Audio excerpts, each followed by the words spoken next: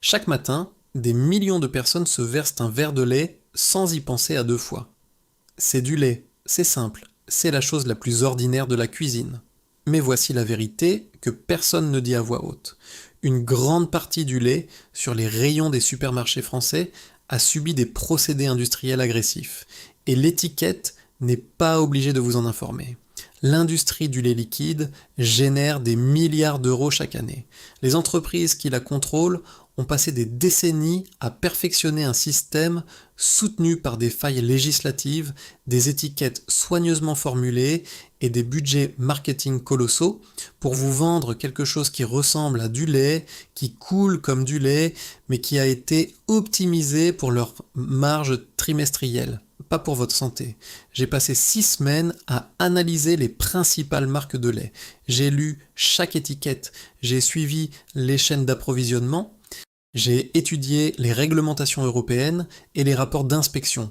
Les résultats n'étaient pas ceux à quoi je m'attendais. La vraie mathématique du lait. Pour produire un litre de lait entier, véritablement nutritif et minimalement transformé, il faut une vache élevée en pâturage, sans hormones de croissance synthétique, traite à un rythme biologique naturel. Ce lait doit être pasteurisé à la température efficace, la plus basse possible, pour préserver ses enzymes, ses vitamines liposolubles et sa structure protéique. Ce processus coûte plus cher, plus de terrain, plus de surveillance, plus de temps. L'industrie laitière a donc construit 3 raccourcis et les utilise tous simultanément. Raccourci numéro 1, les hormones de croissance synthétique, RBST/RBGH. La somatotropine bovine recombinante est une hormone synthétique injectée aux vaches pour les forcer à produire jusqu'à 15% de lait supplémentaire par rapport à ce qu'elles produiraient naturellement. L'Union européenne a interdit son utilisation dans la production nationale dès 1999, mais n'a pas interdit l'importation de produits transformés pouvant provenir de sources similaires hors UE, et ce qui est plus grave, de nombreuses marques sur nos rayons ne mentionnent absolument rien concernant l'origine du lait ni les conditions d'élevage des animaux. Raccourci numéro 2, la pasteurisation à ultra haute température, UHT.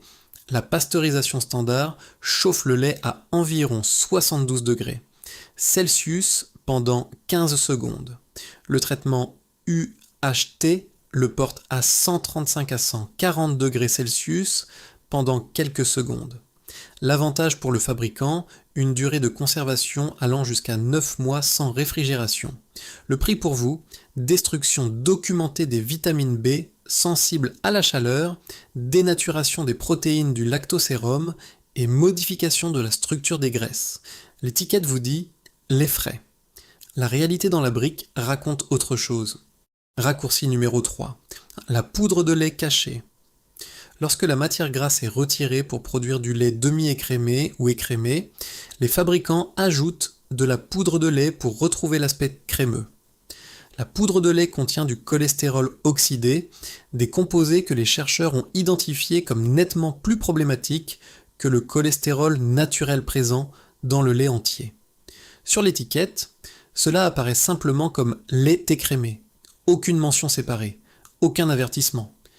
Ce qu'il faut vérifier sur chaque emballage de lait en 60 secondes. Vérification numéro 1, la chasse à l'UHT, retournez l'emballage. Cherchez les mots ultra pasteurisé, UHT ou traité à ultra haute température. Ils sont souvent imprimés en tout petits caractères près de la date limite de consommation ou enfouis dans le bloc d'informations nutritionnelles. Si vous trouvez ces mots, vous tenez en main un produit thermiquement dégradé. Vérification numéro 2, le test du silence sur les hormones. Cherchez sur la face avant et arrière de l'emballage toute mention d'hormones de croissance. Les marques qui n'utilisent pas d'hormones synthétiques vous le disent en gros caractères sur la face avant, parce que c'est un argument de vente. Si l'étiquette est totalement silencieuse sur les hormones, ce silence est une décision d'entreprise délibérée. L'absence d'information est en elle-même un signal. Vérification numéro 3. L'origine du lait Conformément aux réglementations européennes, l'étiquette doit indiquer le pays d'origine du lait. Vérifiez cette information. Lait de l'UE sans autre précision signifie que l'origine exacte est mélangée ou non déclarée. Les marques auxquelles prêtez attention, disponibles en France, les UHT des marques distributeurs, Carrefour, Leclerc, Intermarché, Auchan, Lidl. La quasi-totalité des laits des marques distributeurs des grandes enseignes sont traités UHT. Le prix bas est réel, mais voici ce que vous achetez pour ce prix. Du lait traité à des températures extrêmes pour une durabilité maximale et des pertes minimales dans la chaîne de distribution avec des vitamines synthétiques ajoutées après coup parce que le traitement a détruit les originales. Lait de qualité, sur l'étiquette, est une classification hygiénique de l'usine de traitement, pas un indicateur de la qualité de la ferme ou de la santé de l'animal. Les grandes marques conventionnelles de volume. Lorsque la mention de qualité la plus visible sur l'emballage est un terme vague comme naturel ou frais, sans aucune certification indépendante vérifiable, ce mot fait le travail qu'un audit externe devrait faire. Ce n'est pas la même chose. Ce qu'il faut rechercher à la place. Le lait certifié agriculture biologique, AB, le label agriculture biologique, le logo vert européen, renforcé en France par le label AB national, interdit l'utilisation d'hormones de croissance synthétiques et impose des exigences concernant l'accès des animaux au pâturage. Il n'est pas parfait. Les contrôles ne sont pas continus, mais c'est une véritable mesure de qualité, pas simplement un slogan marketing. Le lait HTST, pasteurisation à basse température. Cherchez sur l'étiquette la mention pasteurisé sans le préfixe ultra. Le lait classiquement pasteurisé, HTST, se conserve 10 à 21 jours au réfrigérateur. Cela vous indique qu'il n'a pas subi de traitement thermique agressif. Le lait des fermes locales ou des coopératives. La France dispose d'un réseau dense de petites fermes et de coopératives agricoles vendant du lait frais pasteurisé, souvent dans les marchés fermiers, les AMAP ou en vente directe à la ferme.